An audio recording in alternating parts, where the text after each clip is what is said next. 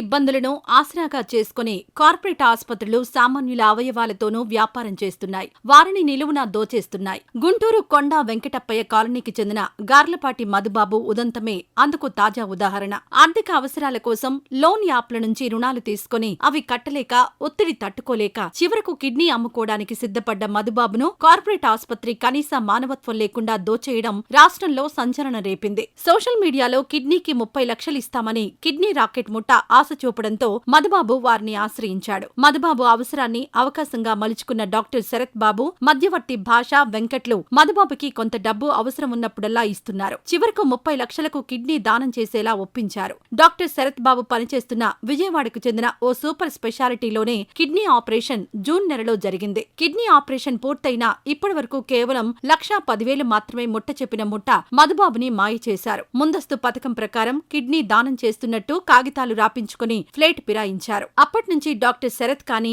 మధ్యవర్తులు కానీ ఫోన్లోకి అందుబాటులోకి రాకపోవడంతో మధుబాబు పోలీసులను ఆశ్రయించడంతో ఈ విషయం వెలుగులోకొచ్చింది. గుంటూరు ఎస్పీకి జరిగిన అన్యాయాన్ని తెలిపిన బాధితుడు తనకు న్యాయం చేయాలని కోరుతున్నాడు. నా పేరు మధుబాబు అండి. నేను ఇక్కడే గుంటూరులో ఉంటాను. కొన్ని చిన్న చిన్న వ్యాపారాలు చేయటం వల్ల కొంచెం బాగా అప్పులు అయినాయి. ఒక 8 to 10 lakhs వరకు కొంచెం లాక్డౌన్లో బాగా ఇబ్బంది పడ్డాను. అప్పులు అయినాయి. అవి కట్టలేక కొంచెం లోన్ యాప్స్లో కూడా లోన్స్ తీసుకోవాల్సి వచ్చింది. ఇంకా బాగా ఎక్కువ ఒత్తిడి పెరిగింది, కట్టలేకపోయాను.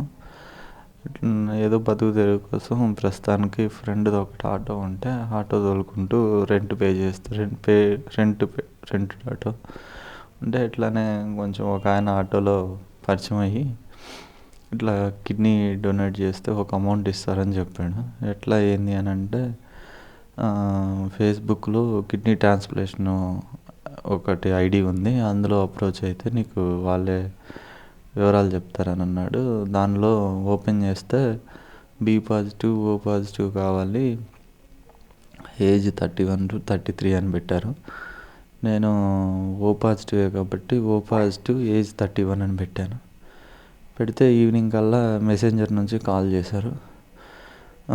నా పేరు భాష బ్రో, నేను ఆల్రెడీ ఇచ్చాను, పలానా విజయవాడ సూపర్ స్పెషాలిటీ హాస్పిటల్లో ఇచ్చాను, మీరు కూడా ఇస్తారా, నేను మాట్లాడతాను, మీడియేటర్ తెలిసిన వాళ్ళు ఉన్నారు అని అన్నాడు.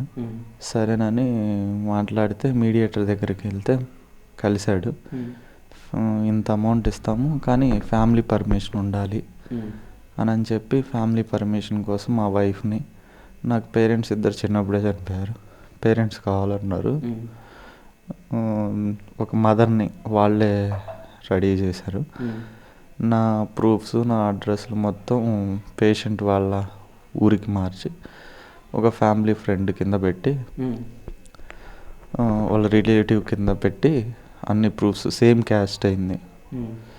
సేమ్ క్యాస్ట్ అవటం వల్ల వాళ్ళ అడ్రస్కి వాళ్ళ ఇంటికి మార్పించి అక్కడే ఉంటున్నట్టు మేము. బంటుమిల్లి మండలం, కంచడం గ్రామం, కృష్ణా డిస్టిక్. అక్కడికి మార్పించారు. అక్కడికి మార్పించి నాకు ఇస్తానన్న అమౌంట్ ఏమో 30 lakhs. మేము ఇదంతా నేను వాళ్ళని అప్రోచ్ అయిందేమో November 1st తారీఖు.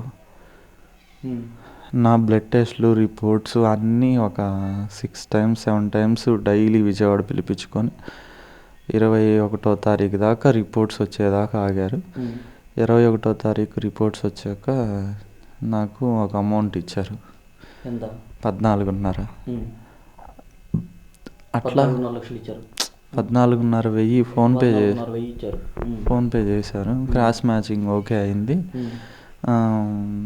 అని చెప్పేసి ఇంకా అప్పటి నుంచి డైలీ ఫోన్ చేయటం, వారానికి ఒకసారి లేకపోతే 10 రోజులకు ఒకసారి లేకపోతే రోజు మార్చి రోజు అట్లా చేయటం, మంచి చెడు కనుక్కోవటం.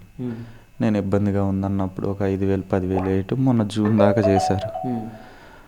ఒక 50,000 మటుకి హ్యాండ్ ఇచ్చారు. జూన్ 15 ఇంకా ఆపరేషన్ చేసి, జూన్ 15 మొన్న 23 రోజులు అవుతుంది అంతే. ఎక్కడ చేశారు మీకు ఆపరేషన్? ఏ hospital? Vijayawada super speciality hospital. మీ మాటలో మీ సంభాషణ అంతా మీరు మాట్లాడిందంతా మీడియేటర్తోనేనా?